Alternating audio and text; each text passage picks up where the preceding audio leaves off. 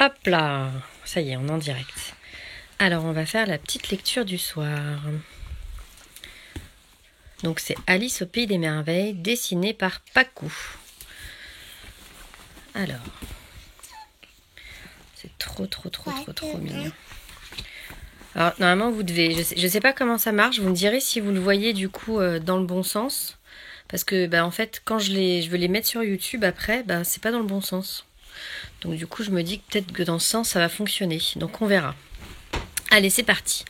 Alice au Pays des Merveilles. Adossée à un arbre, Alice bâille. Quel ennui! Sa grande sœur lui raconte une histoire, mais la petite fille ne l'écoute plus. C'est si long. Soudain, un lapin blanc qui parle passe devant elle en courant. Il a l'air extrêmement pressé et disparaît dans un terrier. Curieuse, Alice se lance à sa poursuite. Elle se glisse dans le terrier, tombe et atterrit devant une porte minuscule qui donne sur un jardin merveilleux. La petite fille aimerait tant y aller. La clé est posée sur la table, mais Alice est trop grande pour passer la porte. À côté de la clé, il y a un flacon sur lequel est écrit... Alice, à ton avis, c'est marqué quoi sur le flacon? Bois-moi. Alice boit et rétrécit tant et tant qu'elle ne peut plus attraper la clé. Ouh! Alice trouve alors un biscuit sur lequel on peut lire. Mange-moi. Elle le croque et grandit beaucoup trop cette fois-ci. Alice pleure, pleure, pleure. Elle n'arrivera jamais à aller dans le jardin.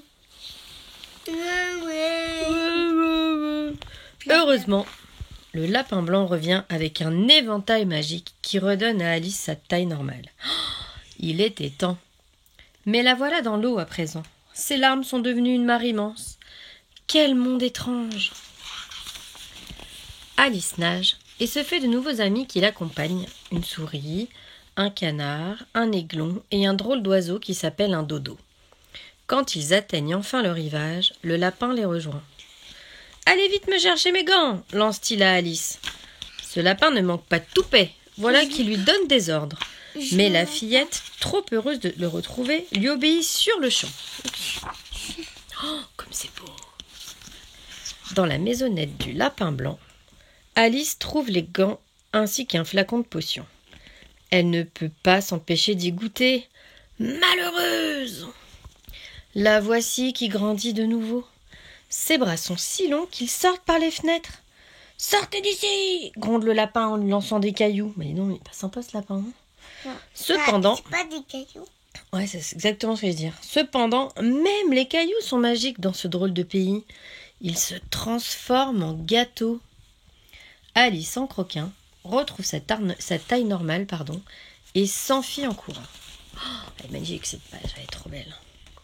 La fillette se retrouve alors dans une forêt où elle rencontre une drôle de chenille assise sur un champignon et fumant une pipe à eau. Là, celle que je préfère. Elle est trop jolie. Hein. Ouais. Qui es-tu ? Lui demande la chenille. La pauvre Alice a grandi et rétréci tant de fois qu'elle ne sait plus très bien qui elle est vraiment. Et elle préfère passer son chemin. Mais la petite fille n'est pas au bout de ses surprises. Après la chenille qui fume, Alice fait la connaissance d'un autre animal, étrange, le chat de Chester. C'est un chat tigré qui disparaît et réapparaît comme il veut. Parfois, il ne reste que son sourire qui flotte dans les airs. Décidément, cette aventure est de plus en plus bizarre. Un peu plus loin, ce sont 3 amis qui invitent la fillette à prendre le thé. Un chapelier fou... Ben non, tu vas voir. Un chapelier fou, un lièvre de Mars et un loir. Il est où le loir ? Il est là, regarde. Il est là. Ces 3-là aiment plaisanter. Mais Alice ne comprend vraiment rien à ce qu'ils racontent. Si seulement elle pouvait retrouver son lapin blanc. Oh, c'est trop mignon. Le voici justement qui court dans le merveilleux jardin qu'Alice a vu en arrivant. Il y a beaucoup de monde avec lui. un roi, une reine et des soldats.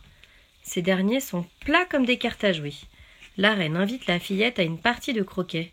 C'est si amusant! Les maillets sont des flamants roses et les boules des... Hérissons. Ouais. Mais la reine a mauvais caractère.